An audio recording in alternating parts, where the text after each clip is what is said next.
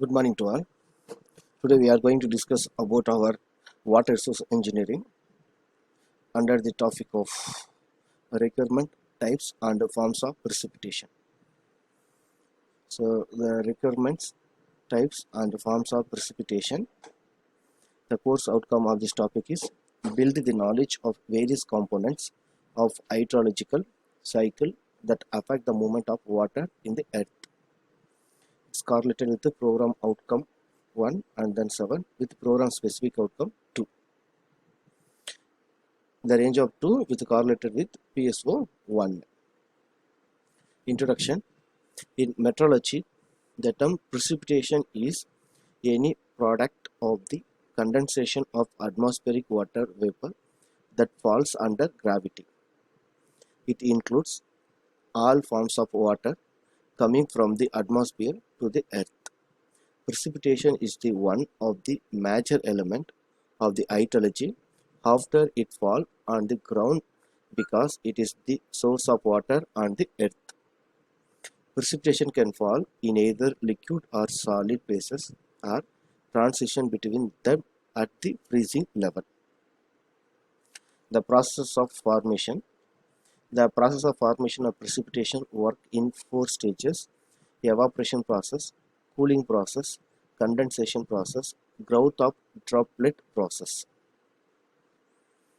Types of precipitation.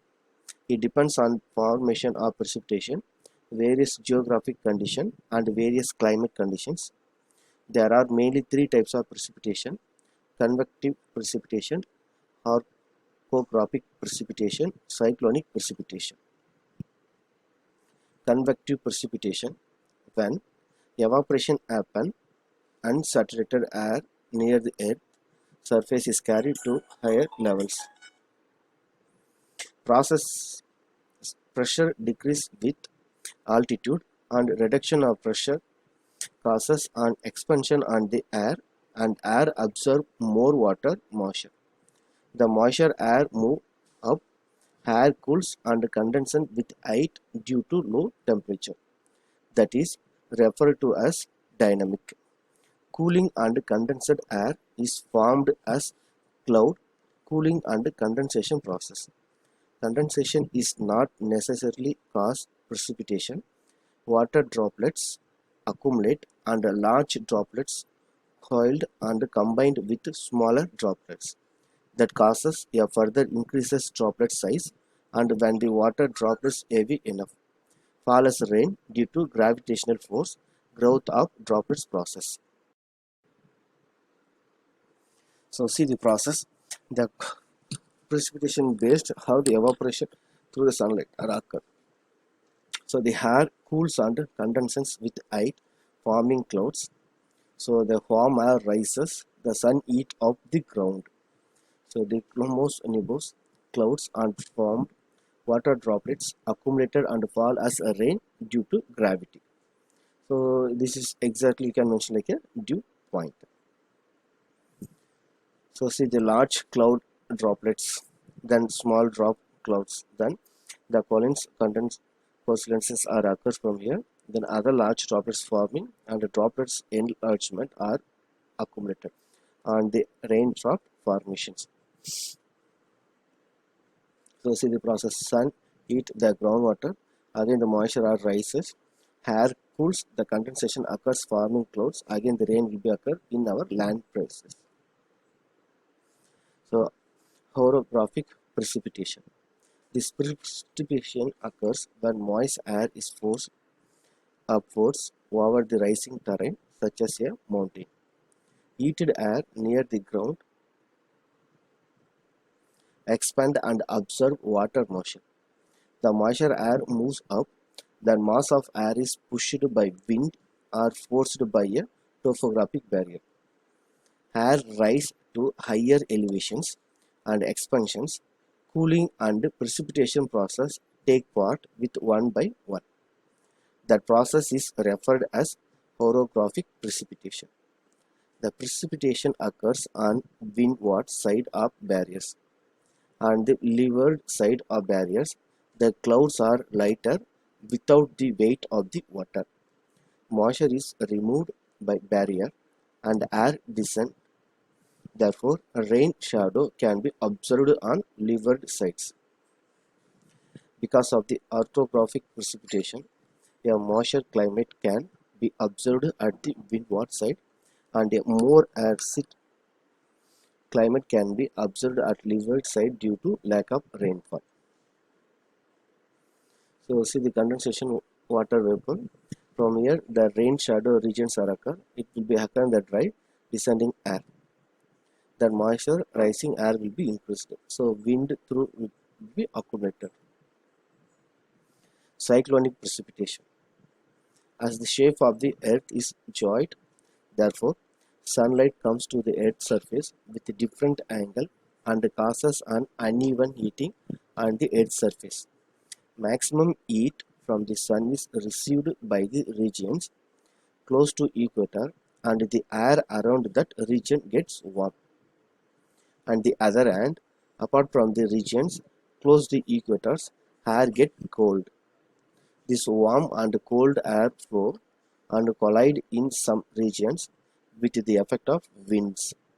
In addition, during seasons the land can be heated more than the sea or vice versa. That also causes the collide of the warm and cold air.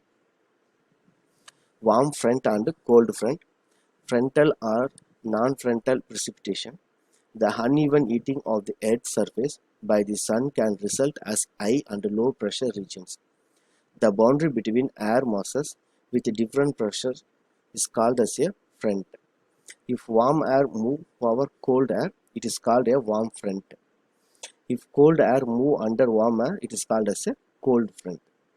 So the precipitation along a warm front, warm air mass rise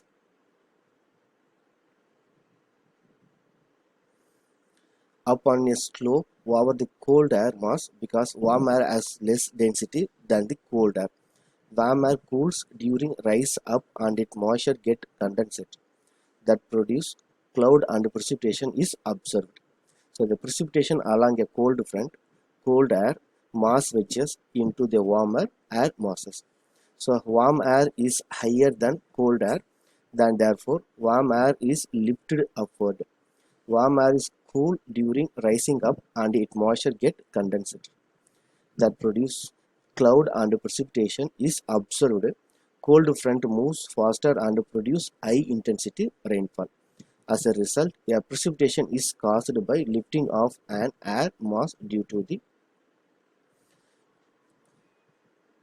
the same process. So see from here the warm front. Okay, so we can take from the length of 600 kilometers. So the Department of Atmospheric Science, University of Wind Urban Champions, they have derived a wonderful images to us. So see from here the warm air occurs. Okay, so 0 to 5 kilometers. So A to B our saturation zone. So from here the cold front air occur is we can take 100 kilometers. So see from 0 to 5 kilometers warm and moist air is occur.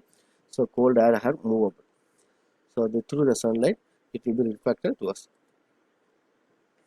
So the forms of precipitation. Rainfall takes place in many different forms in the regions located in the middle latitudes. So the typical characteristic of various forms of precipitations are explained like a rain. These are water droplets mostly size larger than 0.5 mm in diameter. Drizzlers. These are tiny water droplets of size between 0.1 to 0.5 mm which fall with such slow settling rate that they occasionally appear to flat. So the snow, it is the type of precipitation which result from sublimation, that is water vapor directly changes to ice. So it falls as white or transparent ice crystal, often agglomerated into snow flakes. So the specific gravity of snow is often taken to be 0.1. The forms of precipitation. So the sleet, when the raindrops fall through the layer of sub-freezing air near the earth's surface, the raindrops gets frozen into ice stages. So this is called as sleet or grain of ice, like a drizzler. So see, this is called a snow or occur. It is a hail, and this is the sleet, and this is called snow. Okay. So see how the ice particles are formed. then this is a hails, no, then this is called in a slit. So these are the reference material. Can you refer it? Thank you.